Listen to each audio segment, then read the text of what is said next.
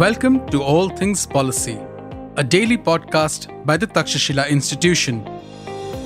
We are a bunch of policy nerds based in Bengaluru, and we like bringing fresh perspectives to Indian affairs and Indian perspectives to global affairs. So grab a cup of coffee, sit back, and join us for today's chat. Hello and welcome to another episode of All Things Policy. I am your host Miheer. I am a researcher at Takshashila working in economic policy, and I'm interested in all things economics and policy. I am here today with Malathi Renati, who heads the policy school at Takshashila and is a project management professional with diverse experience in the IT, corporate and development sector. She is also a former Karnataka player for hockey and baseball and has extensively participated in and led multiple sports teams. She recently concluded co-teaching a sports capsule course on Open Takshashila alongside Nandan Kamath and other dignitaries. Hi, Malti. Hi, Miheer, and thanks for having me here. I'm happy to have this conversation on this topic. Happy to be here with you too. So today we are here to discuss chess.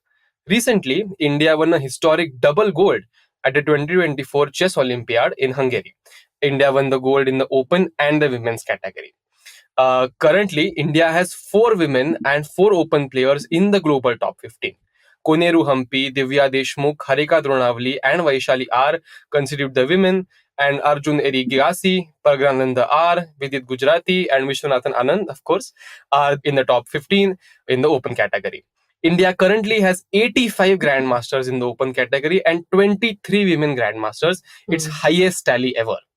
So this shows how India is becoming a chess powerhouse in the world and how India's rise to the top has been amazing. So we are here to kind of break down chess as a model of governance in how technology, markets and government intervention can come together to contribute to the success of a sport in a country like India.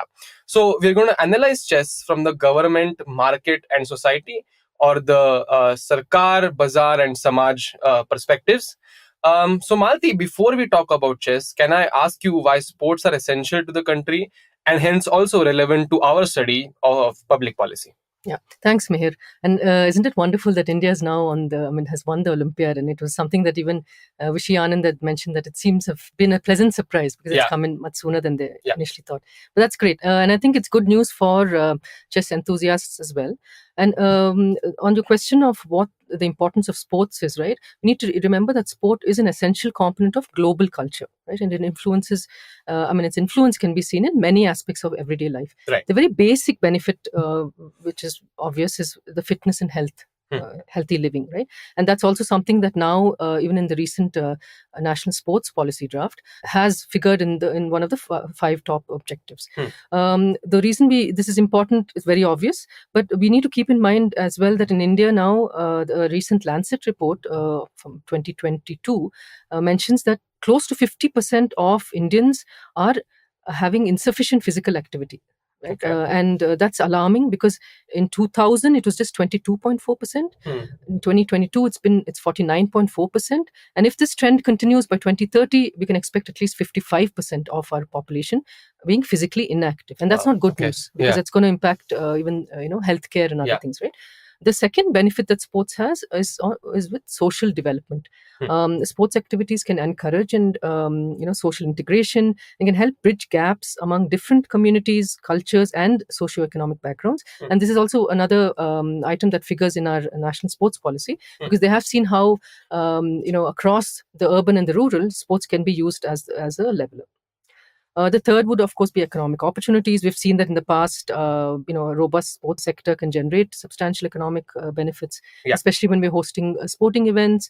It attracts tourists. It boosts the hospitality industry. We've seen that in IPL, especially during those 3 months, the towns that host the cricket matches, right, see a lot of revenue. Right. And the fourth, of course, is national pride and unity. It invokes that pride, especially creating a sense of unity among citizens in an otherwise, when there's so many political issues that come up, Yeah. right? Breaking our nation into different, whether it's by religion or caste or other things. Sports then becomes It's a that. great unifier for Yeah, it. it's a unifier. And of course, there's a soft power and diplomacy, right? When we can Hmm. do well in a certain sport, success in the sports events can help in projecting that positive image of the country, Yeah. and on the world stage as well. That's such a great brief about how sports are important, especially the soft power part, which I wouldn't have figured out, in my first thoughts. So, can you give us a primer kind of about the history of the sport, like chess in India? Yeah. So in India, of course, this is again with whatever data we have, the precursor to modern chess as it's played now. There was a game called Chaturanga, which is back in the 6th century AD during the Gupta Empire. And the game represented 4 divisions of the Indian army. And it's very natural, right? We had princely states then, dynasties. And so it's only natural that this game also would have come into being at that point. And so essentially the game represented the 4 divisions of the Indian army. So you had the pawns, which were the infantry. You had the knights, which were the cavalry. You had the bishops, which were the elephants, and the rook, which were the chariots. And then, of course, the king and his advisor, who's the queen, were all the central pieces in this game. It then spread to Persia, and by the 7th century, it kind of gained recognition in Europe. From there on, during the Middle Ages, and by the 15th century, the chess had evolved into the modern form we know of it now. So it's now actually played in more than 170 countries. Isn't that amazing, right? And it's considered one of India's contributions to world culture. Right. Yeah. It's nice you mention about the 4 divisions of the cavalry, because I remember when my parents or grandparents taught me chess, however basic I was at it.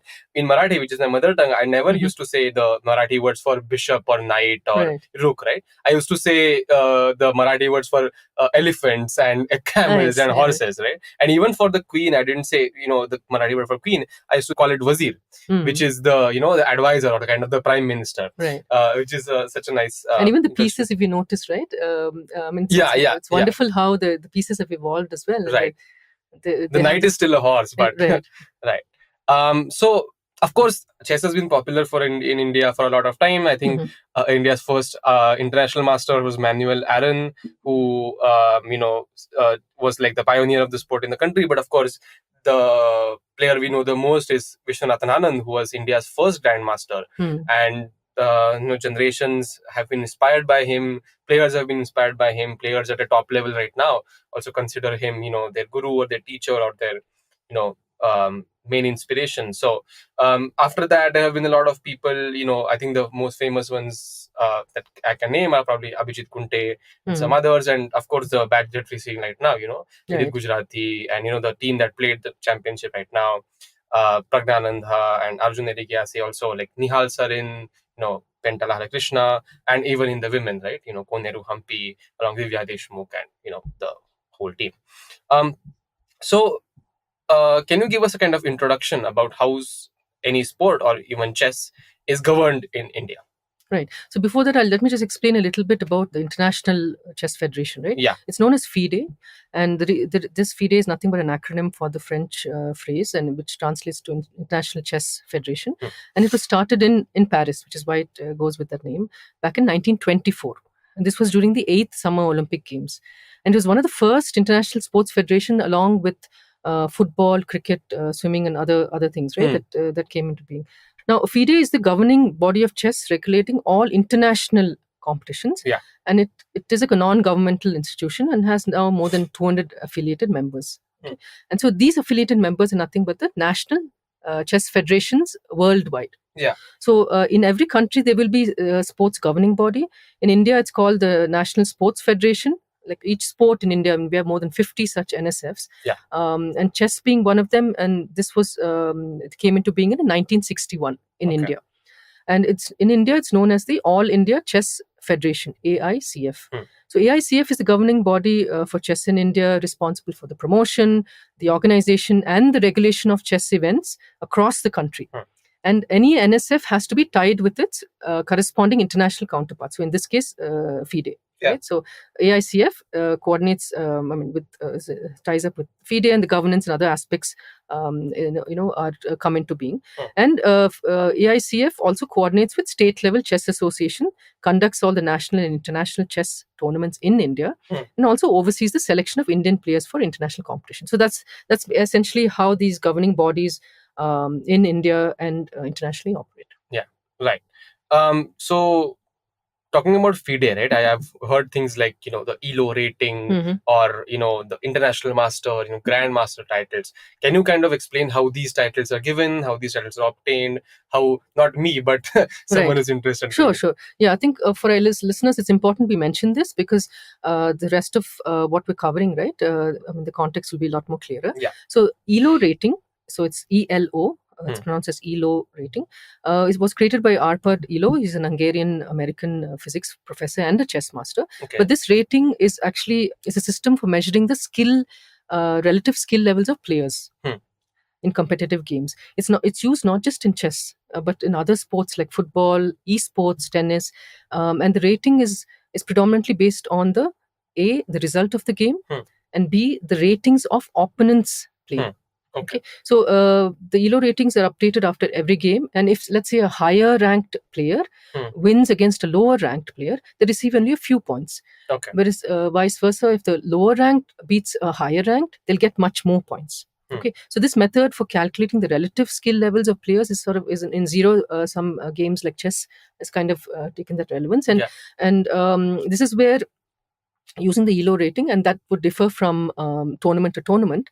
But a grandmaster would be somebody, and it's a title that's rewarded to chess players by the World Chess Organization, like FIDE in this case, where to become a grandmaster, you must meet the criteria of attaining at least 2,500 points in your career at any given point in time. Now, it's very rare that once a person attains the grandmaster title, they have it for life, essentially, right? Yeah. But it's very, in the exceptional cases like cheating, which we'll come to a little later, is where they're stripped of the title. Yeah. Okay? And a few of the other titles that we have, apart from Grandmaster, are the International Master, where again the ratings would be, they need to have at least 2,400 points versus the 2,500 for Grandmaster. And the FIDE Master is 2,300 points, and the Candidate Master is 2,200 points. So it's just a matter of, that's why some people they graduate or they go through they go up the ladder in that sense. Right, that makes a lot of sense. So just a quick primer on the Sarkar part first, right? What are some of the steps that government can take to promote chess in India? Well, in India, we had the Khelo India scheme that was launched back in 2017. Okay. And one of the things that did was, for different sports, it sort of helped having grassroots programs, and that's useful as well, because as we know, and we didn't mention this earlier, but chess is has a very low entry barrier, right? Yeah. So it's, with multiple reasons for this, is because being a board game, so any board game, it's easy to just set up.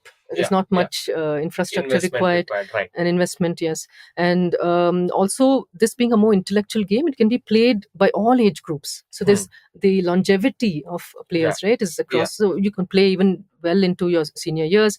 It's very inclusive in nature, which makes it actually it's a very unique aspect of board games like chess, because it's also accessible to people with disabilities, right? Yeah. So anybody can play it. In fact, recently today, I was just reading in the papers about those visually challenged, right? They were having chess tournament. Okay.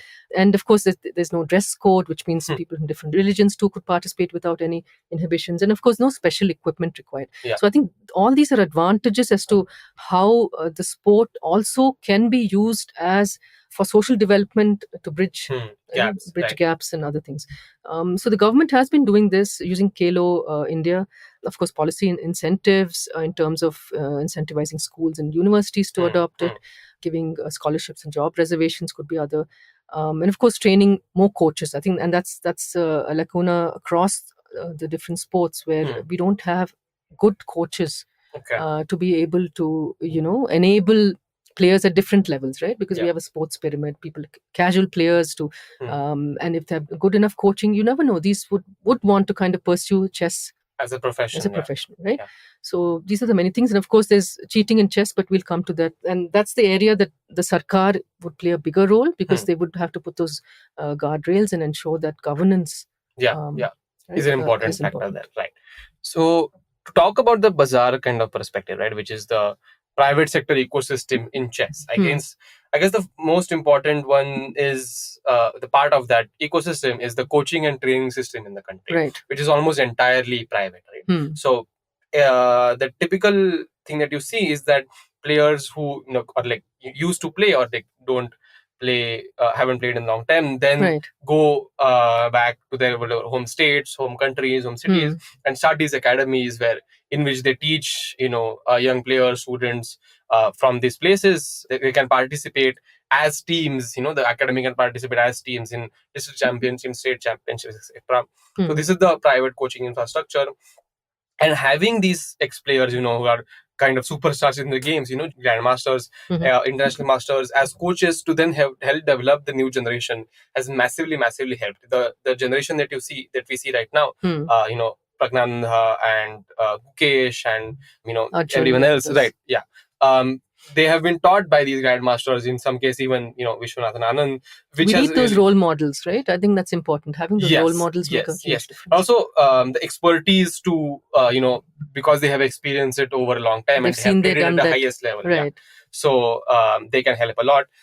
So I think the most some example of the specialized training academy is the VACA, or the Westbridge Anand Chess Academy, right, which was started by, of course, Vishwanathan Anand. And it's so specialized that it's only for students who become GMs before the age of 14. So it's kind of aimed at the the creme de la creme of chess in India. Right. Other than that, there is also online tutoring platforms. I think one appeared on the show Shark Tank, which is which aired on, I think, Sony, the Sony network. It was called Kabil Kids, which again headed by a grandmaster, and this has been enabled because of technology a lot, right? Which we'll speak about shortly.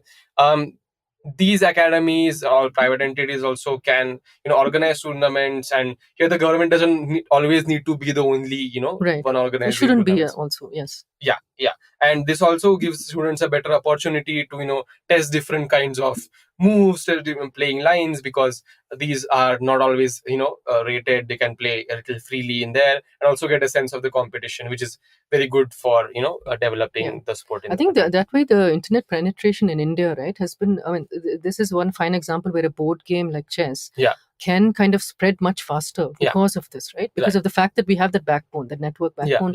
And I know, I mean, we'll speak about how things panned out during the pandemic also, but it's because of that infrastructure we have, right? And the internet being... and as you mentioned, low barriers of entry, right? It's so easy to even put chess on your computer. I mean, if it's going to be like a human versus human, it's even easier, right? Even if it's there's a computer that plays against you, it has been included in laptops for a long time now, right?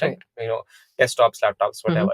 So like you said, there are internet-based platforms like I think the most famous one of them is chess.com. There are other like Chess also, which allow you any one of us to just go sign up and start playing chess. It's live. You can play against everyone in the world, and even the best players in the world. I think Hikaru Nakamura, the GM from the US, is the best example of this. He's a avid streamer. He streams his games online. Right. He plays on chess.com. He has his own profile. He has his rating, etc., which is also... It helps also because then the youngsters can they have a role model to look up to. And they'll adopt the game much. Right. You can see, if I do play that, I can reach to that level. Right? Exactly. He's the best of the best. Right. One of the best of the best. Other than that, the other kind of ecosystem, is corporate sponsors, sponsoring, tournaments or even players. I think Tata Steel most famously sponsors the India Open. Corporate sponsorships for private leagues. I think one that's going on right now. This is by Tech Mahindra, if I'm not mistaken. It's called Global Chess League. It's going on from right now. 3rd October to 12th. It's kind of like the IPL model, you to bring attention, to bring the revenue to chess, to the sport. Right. Which also doesn't need a lot of involvement by the government. Corporates in the country can support these players, and it's a kind of a win-win situation, right? And that's what also makes it a little more marketable, right? To generate that revenue for the players, basically for the players. Speaking about marketability, and I'm glad you raised that point, right? Because while the bazaar can be responsible for ensuring that you get the sponsors in, you have the tie-ups, the technology is there. So you can have digital chess platforms, like you mentioned, chess.com, and local Indian companies can also invest in building chess-related apps. Right? But one thing about chess, which is very different from other sports that require physical activity, is, and this comes into the marketability and the challenges also as a result. Right? Firstly, it is there's low spectator engagement. The very fact that chess is a very slow-paced game, you're sitting at a table, two people playing across a board, and it's a strategic game, which means that a lot of processing is happening in one's mind, but others can't see it, right? It doesn't show. And it can take several minutes or even hours for a move to be made, a particular play to kind of unfold. So because of this limited action, sports that otherwise involve constant movement and physical feats or dynamic team playing, chess doesn't have that. So the visual simplicity is not very appealing to the masses. So this is a disadvantage for somebody wanting to market it. Right? The second is the complexity of the rules. So while a game like football is played on a large field, there's a big ball. So even for TV, the cameras to capture that, the rule is very simple. You're trying to kick the ball into the goal. Whoever scores more goals wins, right? But in chess, you need to have a deeper understanding of the strategy and the tactics to fully appreciate high-level games, right? So what happens is the casual viewers who are watching this, let's say on TV, on television, or on the net, right? They will not be able to grasp the significance of moves without that some kind of expert commentary, let's say, or having some knowledge of the game. And so that's another area where the mass appeal is not there, because the audience too should have some knowledge about the rules. And of course, that's another reason why it's a very niche audience that it caters to. And it also limits the sport's commercial appeal as a result. Right? While the barriers to entry, and I just want to mention this also, is that while the barriers to entry are low with respect to setting up an infrastructure, because of the complexities of the game, some newcomers feel intimidated and say, I don't think chess is for me. It's very intellectual. It's got that elite sort of appeal, which kind of turns people off, and that is a disadvantage. I think I read a great quote about the marketability that I think it was on Reddit or some other forum where this guy was talking about, of course, American football. He said that anyone can appreciate a great catch, right? And you can see the, the whatever athleticism involved in catching that. But a great move like chess, it's very hard to, put it in context, Someone who's a great, fan, who has played the sport probably can understand it better. But it's very difficult for the masses to understand it. And one more thing for chess, right, which has been a disadvantage, is that the minimal room for advertising. Because we know that money is, if you want to promote a sport, eventually we need to get more money into it, which means that we need more sponsors. In chess, because it's a non-interruptive format, there are very few advertisement opportunities or breaks. Versus a sport like, let's say, cricket, where after every over you need a break, right? Or like a basketball maybe, or any other sport which where you could have those slots put in for advertising. In chess, that's not there. Okay, so that again works against the sport in terms of the mass appeal and from a commercial perspective too. Then also this drives a lot of innovation in the game, right? So there's again 3 formats in the game. There's the classic, there's the blitz, and the rapid, which is the blitz and the rapid games are a little faster. It's more exciting. It's probably, it is not that tedious. It's easier for laymen to understand. It's like the T20 version of cricket, right? The Test cricket versus T20. So I think, and that's a good point you mentioned. And those are the benefits, right? For the bazaar can, through creativity, through innovation, come up with this. Chess itself has evolved. It started off as a military. I mean, initially back in the 7th century AD during Gupta Empire, it was played for a particular reason, right? Because it was the military strengths of a particular kingdom and other things. But now it's reached a point where people want to be able to be a part of it, so it's evolved. You have the shorter versions of it, and in fact, the chess tournament, the Global Chess League, which is I think the first time, if I'm not mistaken, it also ensures that it's played at the shorter format. It's called the rapid format. There are 6 teams. There are 36 players. There are 2 women in every team. So I think these innovative and creative ways of promoting the sport is important, and I think that's what as society we need to kind of make sure that happens. Right. To kind of transition into the Samaj part or the society part of chess, right? So decentralized nature of chess is something that tech has enabled over the years, right? I think the one pivotal moment in chess and also in computing was that in 1996, Deep Blue defeated Garry Kasparov. And Deep Blue is a computer. It's a computer. It was a computer developed by IBM. It defeated Garry Kasparov, who's the GM from Russia, and who's also the world champion at that time. Right. The significant moment in chess when the computers are better than the best player in the world. Right. And it was also a significant moment in computing, and chess also, of course, has come a long way from there. But over the years, many systems, computers, even artificial intelligence, machine learning, has been used to emulate the development of chess, has been used by players to develop their game, to simulate what the opponent might play, etc., etc.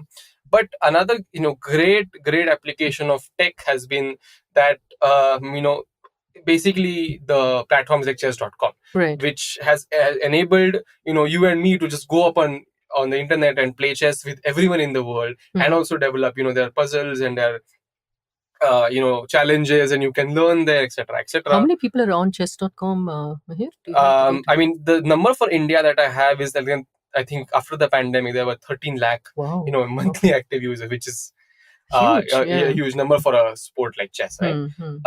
So these digital platforms have democratized access, and you can play chess of the highest order online. They offer AI opponents or computers for practice to analyze your games, to make yourself better. I think some of them are behind paywalls, but I mean some are free. So technology also offers virtual coaching possibilities for players, right? That makes chess inexpensive in a sense, because in general chess is very, very expensive, and not because even the low barriers to entry, the investment is not required, but for training and for to going to tournaments which are all across the world, you need a lot of money. You need to pay the coaches with charge by the hour, which is can be really expensive thing to do.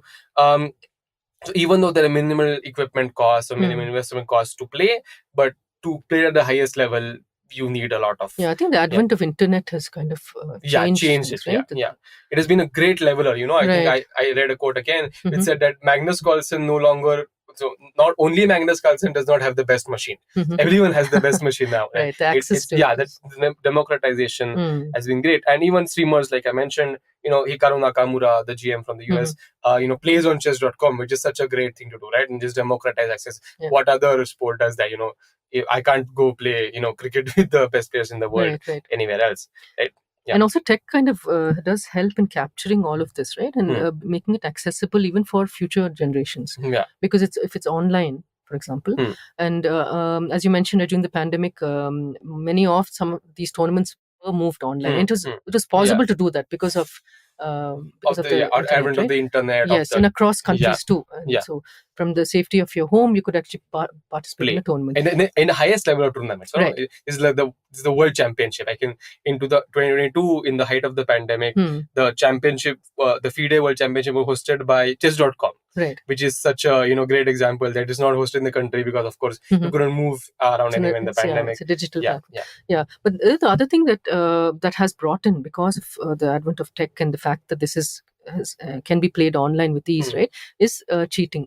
Right, in chess, and that's one area where I think even for the sarkar, or even for the bazaar, or even for society, right, it has its negative impact. Like, for example, erosion of trust, right? So we've had high profile cheating cases that have damaged the trust among players. One example I'd like to give is the Hans Niemann and Magnus Carlsen back in 2022. This was again during the pandemic, right? So this was when Hans Niemann was a 19-year-old, played the then world champion Magnus Carlsen. And he defeated him, and it was a very surprising result. Right? It was, I mean, they didn't expect that. So after the loss, Carlsen actually withdrew from the tournament, citing that Niemann may have cheated. Okay. And the controversy then escalated when Carlsen later made a statement of directly accusing Niemann of cheating, claiming that his behavior and rapid rise in rating was suspicious. And everything was online then, right? So now the impact that this has is the controversy highlighted the growing concern around online chess cheating and the difficulties of proving over the board cheating without concrete evidence. Right? Yeah. And it also strained relationship among top players in the chess association and bringing the ethics of the game into question. Yeah. So of course, chess.com, after the issues that they faced online, they made changes to the algorithm to ensure that this could be caught. But we need to remember that stricter anti-cheating measures have to be put into place, like you increase security protocols, including metal detectors, electronic device bans, restroom monitoring, because we've had cases where players have frequently used the restroom during a game because then they were kind of being helped, right? And even body searches and things like that need to be done because of this, right? People using tech to their advantage and cheating and having an advantage over other players, which would not have happened. Yeah, right, otherwise. Yeah. I think it's even more difficult to do that when you're playing at home, right? Because right, if it's online. it's difficult to monitor all that. So in the Samaj part again, in the pandemic, international tournaments gained a lot of traction, and like we said, it can be chess can be played online without compromising the quality, right. etc., etc. So in India, another revolution that has taken place is not about the professional players, like the top quality players, right? But also in India, I think so. 2-3 things happened together in the pandemic. There's a series called The Queen's Gambit, released on Netflix. I think which had the actress Anya Taylor-Joy, which showed a young chess player. Is fictional, of course. A woman young chess player, rising to the top of the chess in the world, winning the world championship, etc. Which contributed to the popularity of chess a lot. And you can see that on chess.com, 1 month after the series was released, the membership increased 4 times. Wow. Which is something even their servers couldn't, right. And I think this is the advantage where when you have a celebrity also playing a sport, or you have, in this case, like a series that has promoted it unknowingly, right? Which gives the boost. That also happened. So in the pandemic, because everyone's sitting at home, YouTube and the internet has become so ubiquitous right now that comedians, I think led by a comedian called Samay Raina, started playing and streaming chess on their channels, which also contributed a lot to the popularity. And eventually it grew to a point wherein there's lots of streamers around the world, in the US, in Europe, right? Who then came on his channel. They collaborated, they made videos together, they played chess together, and they also invited the best chess players. I think Vidit Gujarati was one example. Even Magnus Carlsen came on his stream. Vishy Anand came on his stream. Which contributed to the popularity a lot. A lot of people gained more exposure to the game. And because Samay was also learning chess at the same time as he was playing it, a lot of people also started doing that. And he also came on chess.com. He started playing. People started following him, and that contributed so much to the popularity. Right? And that's so important because in chess, having that basic exposure to the game, learning a little bit of it is very, very important for you to become a casual fan. Right. You need that catalyst, right? It could be a person, it could be a good experience, it could be many things, right? And also because YouTube and other platforms like Twitch, etc., are so people use them so much now that analysts I think most famous example is Chess Base India, is a channel run by international master Sagar Shah, analyzes games of all these Indian players. So you can, even if you want to go see and understand, the best, the best of the country, play but you can't understand the game. Right. So you need someone to help you understand, interpret it. And people like these guys, it's a kind of win-win situation where those who want to learn chess also learn it, and these people gain revenue, they gain money out of that. Right. One other thing that has contributed to the popularity of chess in India is just the timing, right? It's just the demographics. So to pursue such a kind of game, actively, to be able to give your children and the ability, to training academies, to pay for that, you need a certain rise in GDP per capita, which India has experienced over the last 20-30 years. Disposable income has increased. Right. That's a very important point. And also the amount of young people in India, right? I think I saw a study which says that every newer generation has been better at making moves that are closer to the ideal line of play, right? Okay. So the more young people we have, the better we'll get at chess. Yes, and we have 65% of our population, according to 2022 data, is below 35 years. So we are a young nation. Yeah, we're a very young nation, right? So the director general of FIDE, Emil Sutovsky, says that so there are basically 3 kinds of players of any sport, right? The casual fans, or then just the viewers. It's a pyramid. Like you mentioned before. And then at the top there are the professional players with world champions, the challenge for the best. And in the middle, there are the people who Emil describes as really good players but not grandmasters. And there are 50,000 such players in India right now, kind of playing in some aspect, playing the sport professionally, enter tournaments, etc. And that's why it's important to have coaches as well. So we cannot only have, because we never really had, apart from Vishwanath Anand, was there any other chess player who was a household name? Right? We had a few, of course, but then the height that Vishwanath Anand went to in the chess, it's like a beacon for everyone. Yes, it's a beacon, right? And we had very few. So we can't expect only former players or international repute to be the ones having these private academies. It's very important that we need to train and have sufficient coaches so that we could kind of cater to this kind of demand. Interest. And also to reach that kind of right. So on chess.com, like I mentioned, there are 13 lakh Indian monthly active users. Now there are more than sometimes you can see that in one city there are more than one tournament happening at the same time. Right. So if you want to play in other tournaments, you can't go. It's a good problem to have, right? Yeah, it's a great problem to have. And because chess is a game that's played mainly by the middle class, right? You need some catalyst, like you said, to start give people that exposure first, so then they can become great fans of the sport, learn a little, and then start engaging with it. So this exposure is essential, and you can do this in schools.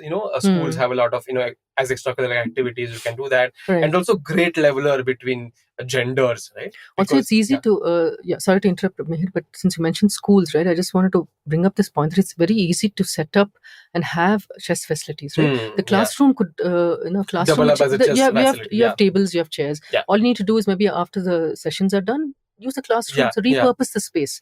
It doesn't need specialized, of course, it doesn't even need a dedicated space for it to happen. It could be on the corridors also of smaller schools, right? So I think the potential for it to be made more popular in schools is quite high. It can be played under any kind of weather also, right? Because the low barriers to entry comes into there. Right. So, and of course the gender neutrality of chess is a very interesting point, right? Because there's no men's category. No, there's no. There's a women's category and there's an open category, which women can as easily participate in the open category as they do in the women's category. So that's also great. Chess is also a great leveler in that kind of scenario.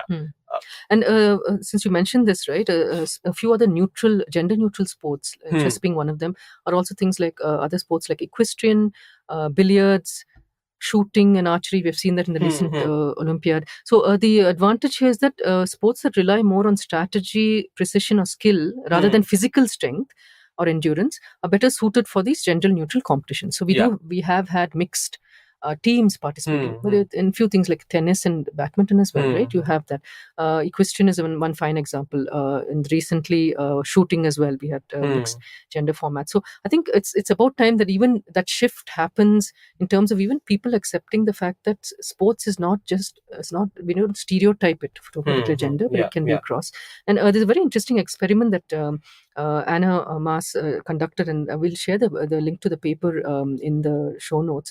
The paper is called Checkmate, the role of gender stereotypes in the ultimate intellectual sport. And what was done here is that there were a few experiments conducted. There were 42 male and female pairs of players, and it was done online. So these players matched in ability, and they played two chess games via the internet. So there are two parts of the experiment. One is a control condition, and the other was an experimental condition. The control condition was where the players were unaware of the gender of the opponent. So this is online, there's no video, they don't know who they're playing. And they found that the female players played approximately as well as the males because they didn't know who the gender of the opponent. Right? In the second part of the experiment, which is called the experimental condition, the gender stereotyping was activated. So here women showed a 50% drop in performance, but when they were told, this could have been real or not, but they were told that they were playing a male opponent, there's a 50% drop. And when they were even playing a female opponent, but they were told they were playing a male, there's still a drop. So this is essentially what we call it a stereotype threat that at play, and it happens even for all genders. And so women seem disadvantaged not because they're lacking cognitive or spatial abilities, but because they approach chess competitions with less confidence. Right, and they're more cautious in their approach when they're playing male chess players. Right. So this is something that we need to, as a society, break down. It's not just for chess; this is across. And a fine example is the Polga sisters from Hungary, where they were, possibly the most amazing chess playing siblings in the world between 1980s and the early 2000s. So there's Judith, Susan, and Sophia.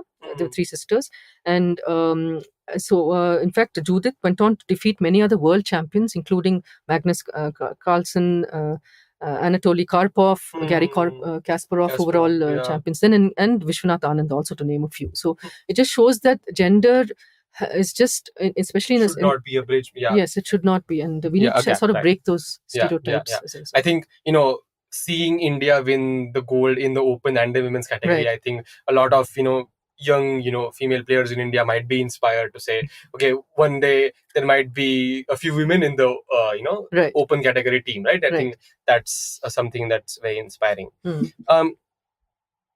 So coming back to the Sarkar part a little bit, right? So as you mentioned, sport is a state subject, so states control what sports play in the country, the governance of it, etc. So they also play a big role in popularizing the sport, or being the catalyst for the development of the sport in the country, right?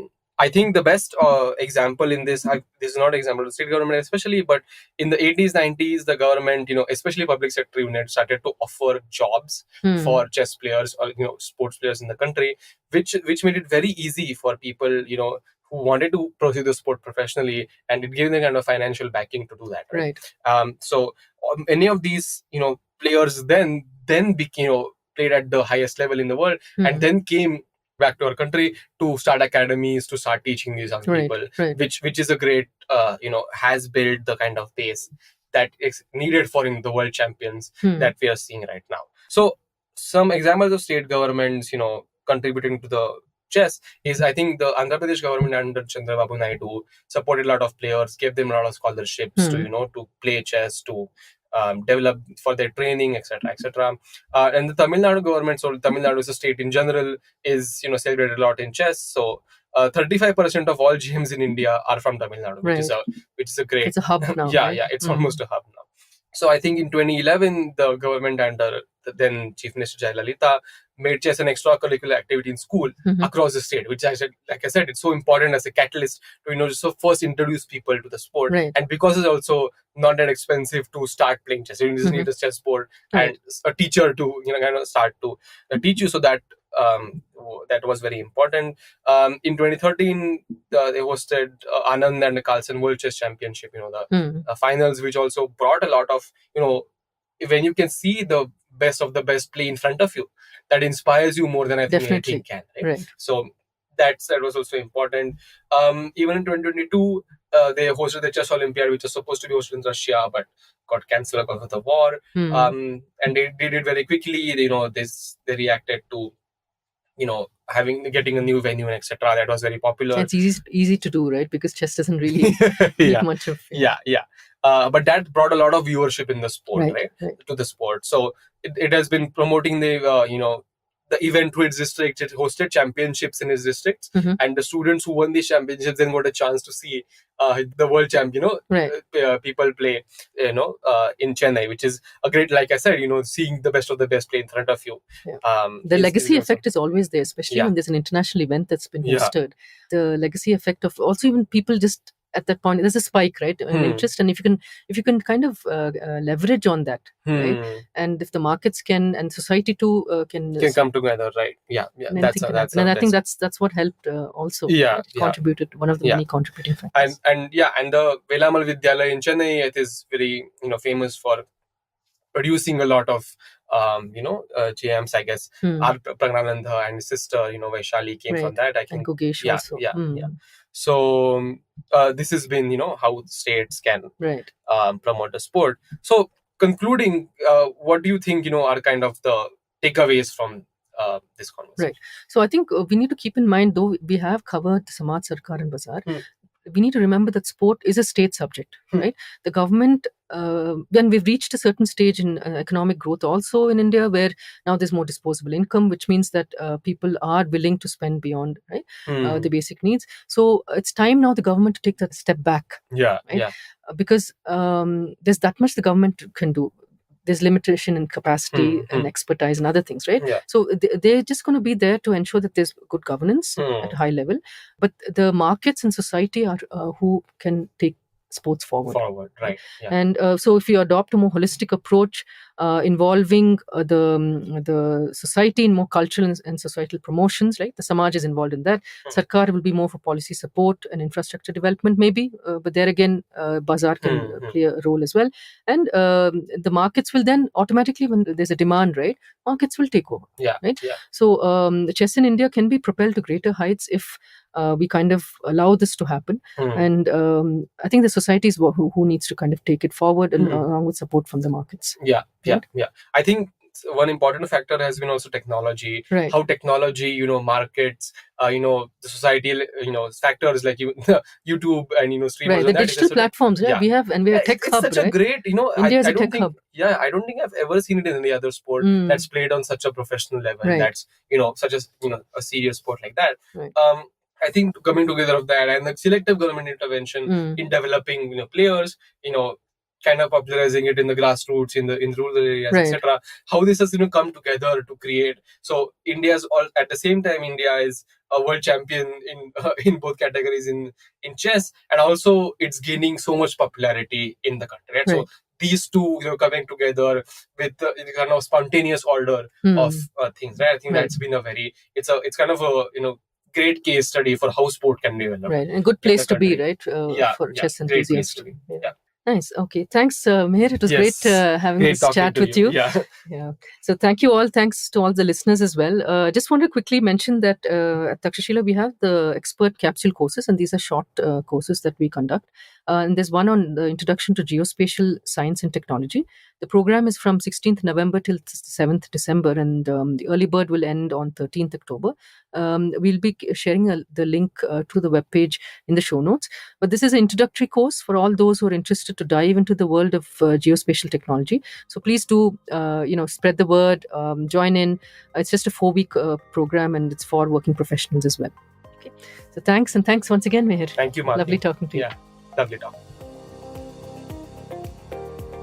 If you liked our show, dive into Takshashila's research on technology, strategy, and economic affairs. Check us out at our Twitter handle @TakshashilaINST or our website takshashila.org.in.